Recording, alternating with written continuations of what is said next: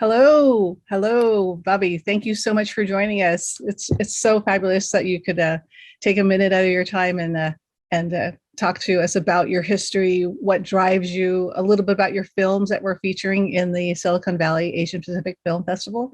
But first, I want to put some context into this conversation because your bio is something that I think everyone would subscribe to, and I'm in awe of it, actually. I'm just going to read a little bit of it.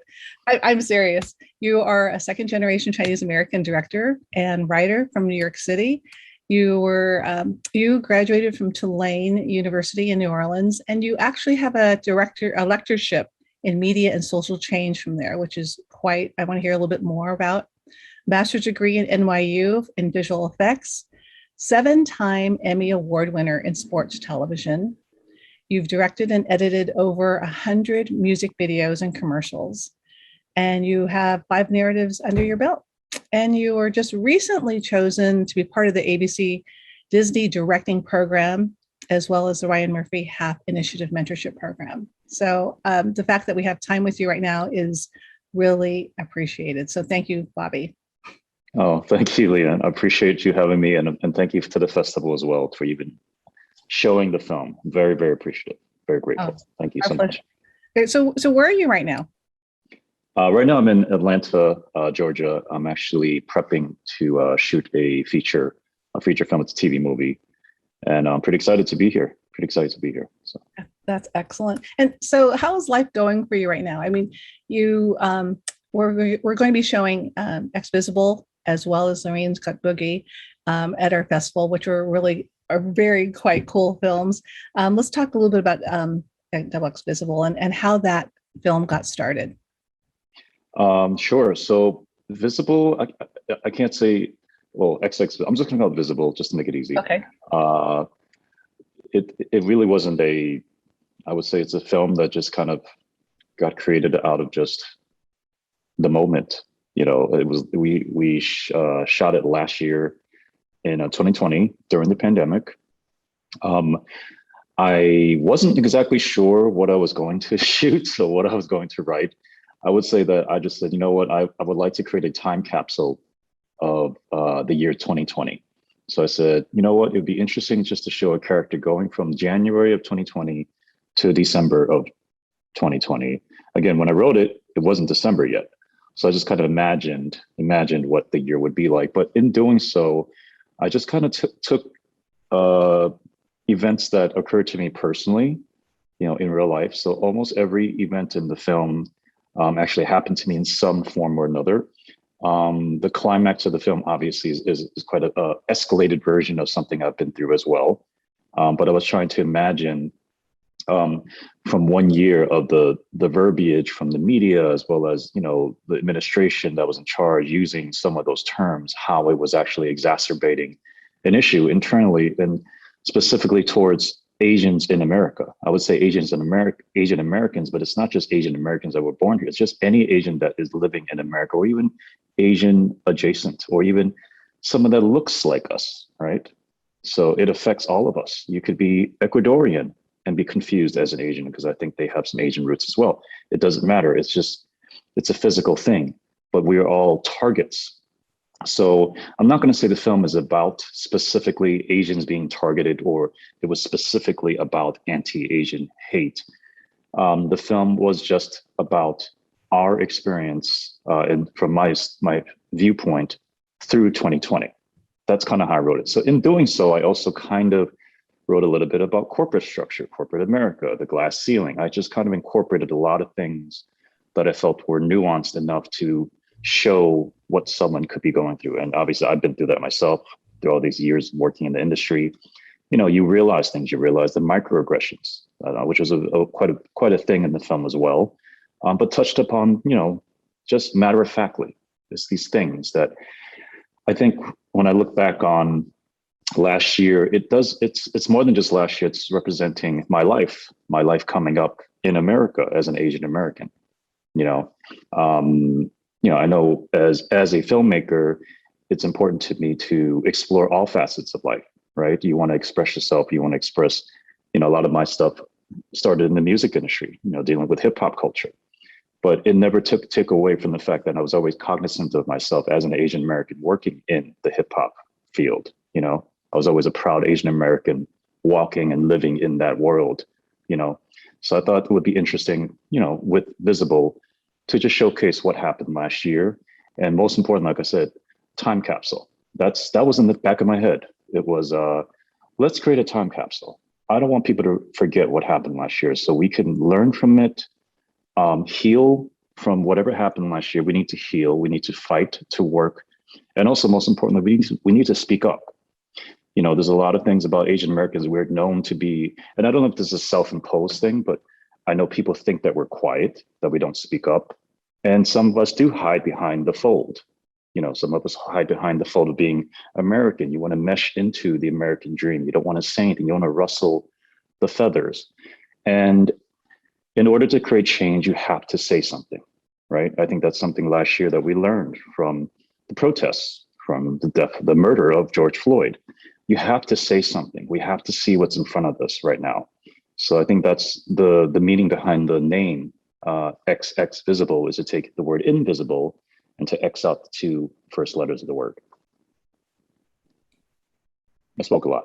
That was wonderful. You put a lot in there. And being in Silicon Valley, I think the majority of the folks that are going to be watching this film are in high tech.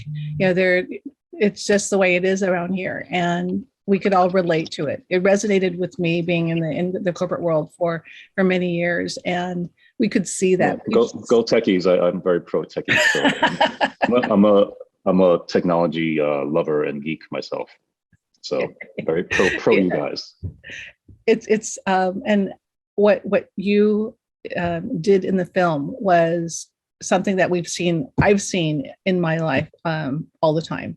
It's happened, and it's not right, and the numbers prove it, that Asians are really strong. We're there, and as far as a workforce, but when it gets up to the upper levels, there's a cap. And I mean, it is definitely something that needs to be addressed. It definitely is. And you as an individual and what you've achieved, you're really breaking barriers in many different ways. And what has been your secret to success? What kind of mantra do you put yourself into to make to sort of break through those walls? Because you definitely have done a lot of unique things that are something that people should realize what you've achieved. I will say this: I kind of grew up knowing what I wanted to achieve, but not necessarily how I was going to. So a lot of the things that of my experience growing up and the uniqueness of who I am was not something that was planned or thought about. It was just something I was just living. I was just living my life. And do I have a mantra? I've been developing mantras. I mean, the biggest mantra, I mean, it sounds generic, but it is believe in yourself, you know? And I think I took the long way toward plotting my path of to where I'm at now. And I'm still pushing through the doors and trying to create change, you know, as a filmmaker or as a media creative. My goal is to, you know, use media to reshape the collective. When I say the collective, I'm talking about us as Asian Americans, but I'm also talking about the greater good of us with humanity, to understand the role of media. You know, and I think right now, from when I first started 30 years ago, you know, we didn't even have internet back then necessarily. It was just starting, right? We did, but it was just dial up. I had a dial-up modem like everybody else. AOL. We all had that. But now that we can really understand the power of our phones, the power we have to communicate to the world, I think with that power comes responsibility, right? And it's something that's intrinsically, so I guess my new mantra is understand the power of us as, whether you're a filmmaker or you're a writer or even an actor or people working in behind the scenes as film festivals. You have power there. There's power to create change in what we choose to select and show, what I chose to write and direct. And what you do with that power is extremely important to the future at large, right? Because we are shaping the zeitgeist of society. with media, with technology. We're shaping the future of our generations after. I think that's something I'm really conscious of as a filmmaker today, is what am I going to do before I leave this earth? What is my work going to represent? Is it going to be used for good? You know, will it actually make a difference? And for me, on a personal level, I'm very driven by that purpose. It is my collective reasoning for why I'm a filmmaker. So that's the best way to answer that question. And I read in one interview that you're developing your voice, and it seems like you how has that evolved over the past? I think I've always been very one-track minded with what I was trying to say. I think right now, in attunement with what I just said earlier, it is understanding the uniqueness of me with my voice, right? Being an Asian American who grew up in New York City, grew up working within different cultures and understanding but still understanding who I am, and understanding that not just behind the lens, but also in front of working as a director, to understand that wherever I walk, I am a, what's the word? I am an act of revolution because of who I am. So even me walking onto a set as an Asian American is important to represent us as Asian Americans when I walk onto a set, to direct a picture or to direct a TV episode or anything. I don't forget who I am, and I'm bringing that with me. I don't know if I'm losing the question, but it's important for me to understand the voice, and that voice comes from wanting to make a difference.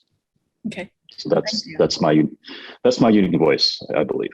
It all comes down to really empowerment, right? And ensuring that we use our opportunities the best way possible and maximize. Yeah. And then I will say this, just like yourself, from me understanding a little bit of your background, I started at age 17. I started as an activist, and that's not something I've really talked about too often, but I'm going to start talking about it more now. I think last year was a reminder of myself, like, why did you start why have you been working in this field for so long? Well, it was where I placed understanding my activism. So when I started, and I know that for the Bay Area this might be significant, but age 17, I met Yuri Kochiyama.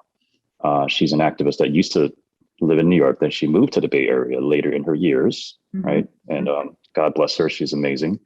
But she literally was the first Asian American that I've ever met that reminded me of anybody like myself that was unique. She was so unique. She lived in Harlem. She worked with the civil rights movement, the human rights movement, the political prisoners, Malcolm X. She was so unique. She had a voice that was unlike anybody I had ever met. And to meet her at age 17 was a life-changing moment for me, because she took me on. I started working with her for many years during college and a few years after college. And she helped kind of find who I was. She helped me identify myself. I asked her years ago, I said, was there any Asian Americans working in the civil rights movement? She said, of course. So she used to send me tons of pamphlets, magazines, photocopies of articles. She would send me things to learn about who we were during the civil rights movement. And it was a huge influence in terms of me trying to not just understand who I am personally, and why am I the way I am? Why do I care about the things I care about? Why do I have a passion for social justice and humanity in my life? I didn't understand why I was the way I am, but meeting her helped me identify that. So I worked with her for many, many years, and I decided early on, I think around age 25, that my work was going to be put behind the camera where I can make a difference, not just on the front lines of protests and things like that, but actually just to work my power through media. And I say this because I had to remember that last year. Last year was a year to help me remember, because there was a bit of the time that I kind of disconnected with that. Like, wait a minute, that was who I was so early on, from age 17 to 25. After 25, you come, it's the post-college life. You're trying to find yourself. You're trying to make a career. It's the struggle time. It's the glass ceiling time. So you kind of lose yourself a little bit, but I had to recenter myself later in my years to find who I was. Well, that's quite a journey. What do you see happening in the next year, in the next 2 years with Asian Americans? It's not what I see, it's what I like to see, right? I'd like to see us more united. I'd like to see us more powerful, having a voice. I know there's a lot of Asian American groups out there that I personally would like to be more involved with. I don't necessarily know them. I think I've been a very isolated person working in my own little bubble. But I think that we really need to start working with each other a little bit more. And whether it comes to media, I'd like to see more Asian Americans in front of the screen. I'd like to see more Asian Americans behind the screen. I'd like to see more directors like myself working in television and film and creating things that are unique. And I think it's happening, but I'd like to see more of it, and I especially would like to see more of us on screen. I see it a little bit. I see it in a little commercial here and there. There's an Asian American in a commercial. There's a little, there's plus, but there's so many talented actors that need to get jobs, and it is so hard for them to get work, Mm-hmm. So in terms of people writing, I say writers need to start writing for everybody. You don't have to write specifically for Asians, because you just want to write that you can let the character be any of us, because we're all the same, right? So I'd like to see that. And I know for me, it's something very important to me, whatever project I work on, that I make sure that I can find room for us somewhere on and off the screen. I think the consciousness of this world is changing. I think people want to change. I think it's a matter of how we enact that into action. Mm-hmm. Yeah. And I would like us to start. I mean, there's so many amazing. I've met so many amazing Asian American activists over the years that are so passionate, and I find them, the life of an activist is a very lonely one. It really is, because it's not a thankful job. It's not a thankful job. A lot of them end up poor and broke, and we need to support the people that are trying to make a difference, and support them from the street level to the political level, if we really want to make a change. But we need to make sure that we stay grounded, that we're staying grounded to understand our connection to the world in here in America. I know there's China, there's other countries out there that have their own political things, but for us as Asians living in America, we can make a difference, and we need to understand what we can do here. If we really want to be part of the American dream, we really, really have to work together. And number one, love who we are. Don't forget who we are. We must love ourselves as Asian Americans, because sometimes I think that in this country, we are taught not to love ourselves. Just like, African Americans and maybe Latinos, we're taught to not love ourselves. We're looked at as not fully, no, we are fully American. This is our country, right? So again, it's an internal spiritual change as well that we have to kind of embrace and understand. We are all here. This is who we are. Love who we are. Love another person. One of the things in the film that you might see is there's a scene where the main character, Stanley, sees another Asian, and there's a little bit of a tension there. I did that on purpose. I didn't really want to make a big deal about it, but I did it because I wanted to show that sometimes when we are in an environment that could be of a different culture, especially, let's say, mostly white American corporate culture, you see another Asian, you get defensive. There's my competition. That's not your competition. That's your fellow coworker. We must remember that we must help each other. There's probably stuff you can talk to, you can learn from each other. We shouldn't pit each other down. We need to help each other up. So that's something I've encountered many, many times, over and over again. Other Asians look at me, won't speak to me for years, won't speak to me. I say hi, they ignore me. Why are you doing that? And I'm not saying we have to be friends because we're Asian. Of course not. We don't. Because if you don't like me, you don't like me. If I don't like you, I don't like you. But at least get a chance to know me before you decide that, right? So true. So true. Oh my, yeah, you definitely got that one. That definitely triggered something that that was weird. Yeah. It's like not even exactly. But I think the film, I was trying to be very nuanced. I wasn't trying to be necessarily in your face with it. And I think some people don't get it. Some people don't get my film. It's okay. It's okay. Eventually you might get it, I mean, you just might. It depends on where you are in your life. You may not get all the elements of my film, but I think that's what makes a good film. I love a film that you have to watch a few times or really experience life in a different way before you go back to it and say, wait a minute, now I get that. I think that makes a good piece of art, right? You don't want to spoon feed the artist. You want to just kind of nudge him in that direction. You want to just kind of create some little puzzle pieces that come together in the end. So to me, that's the type of film I like. So You surely did it. What would you say is a key message that you're trying to get across if someone went to that? with that film, Mm-hmm. I'm not going to say, I'm not going to say it's a key message as opposed to, like I said, it is literally just a conversation starter, Okay. right? I want to start the conversation. Mm-hmm. I didn't have a specific goal in mind in writing it. I just said, let this be a slice of life film that follows a progression of a person. I don't consider it necessarily, what do they call in Black films? They said pain, Black pain. I don't want this to be an Asian pain movie. It's not. I think it's reality. I think we have to face reality. My other film that you wanted to show, Loreen's Got a Boogie, is like a fun film, right? Well, it has a little message as well, but it's kind of fun. We have fun and then we have reality, right? And I think for me as a filmmaker, I'm a very diverse filmmaker. We can do it all. We could do fun, we could do comedies, and then we could do things that are a little bit more realistic based. This film is a little bit more realism based, just to say, this is what it is. If you leave the theater watching the film with some questions or things to think about, then that's really all I could care about. That's my job, right?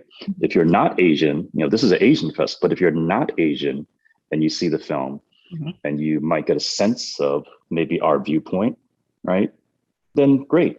I think I've also done my job, right? So, Yeah. but as Asians, if we see the film, I like to say, you know what? Think about what we went through. Does that affect you? And what can we do together so that we don't have to go through this again? So that we can save our elders on the streets, so that doesn't have to happen anymore, right? So, and how do we do that? Well, as filmmakers, the more we see ourselves on screen, the more people will see the humanity and empathy of who we are, right? We need to see more of us on screen. Why? Because we need to be seen as human. We need to look at a person and know this person has a heart. This person has a backstory that you don't know about. You don't know why that person looks the way they are, or why they are struggling, or even why they're homeless, why they're rich. You don't know what they had to go through to get there. Mm-hmm. Let's get to know each other. And again, that's why it's important for representation, right? It's really important for representation. I don't want to use an example, but let's say, I'll just throw it out, Pose, the show Pose, right? About trans. I work with the Ryan Murphy program. Mm-hmm. I'm only using this example, but that show humanizes trans people. Mm-hmm. And you can say anything you want about that show, but the fact that show, and whether you like that show or not, it humanizes those characters. So next time I see a trans person, I'm not going to think any sort of thoughts. I'm not homophobic, I'm not anti-trans, but if I was, maybe I would be saying, oh, wow, I wonder what this person went through. I'd like to get to know them, instead of saying, oh God, you're a trans person, let me get away from you, right? Because I could see a typical person that's homophobic or whatever you want to call the anti-person saying that. But because that show existed and shows them in such a, Cinderella-like, but still a beautiful light of positive energy and hopefully authenticity as humans, we're humanizing them. So with that being said, yeah, we need to humanize our elders, our elderly Asian grandma, father walking down the street. We need to humanize them, right? So that when we walk down the street, we respect them. We don't spit on them, right? That's the power we have in film. That's the power of the filmmaker, to create stories that can do that, to make sure that that's on TV, right? That's on Netflix, that we have things that show that. We have to fight to put that in there. So that's what I like to see, more of this. I don't want this diversity conversation to disappear, because it's healing. It's healing. And there's definitely a group of people that don't want that to happen. They don't want that to happen. They don't want to see us there. They don't. And that's what we have to fight. And I guarantee you there is a conversation in the back rooms that we don't know about cutting all this diversity stuff out. I guarantee you, it's out there. It's not even like, ooh, the boogeyman talking, but no, it's real. There's people that don't want to see us on screen, don't like this diversity thing, don't like us getting their jobs, their so-called jobs that have historically been 98% white male. You know, it's the truth. So. Wow. Thank you for taking you took me on a journey on that conversation right there. Me on a journey, and you took me on and some reality. And that's something that we always have to keep in the back of our mind. It's like, it's not going to be just us. It's something that we're fighting on the larger scale. We're so connected with each other. We're so connected. And the more we learn how connected we are with each other, even a white male man, we are connected. The more we see in each other, the similarities, the more this world will be a better place. So the more we see ourselves as different, it's going to continue to be bad. It really is. So true. So true. That's the only way we're going to move forward. Yes. Excellent. Excellent. Well, Bobby, thank you so much. I think the reality of filmmaking, hearing it from your perspective and from your wisdom over the years of experience has been really valuable. So thank you so much. Oh, thank you. Thank you.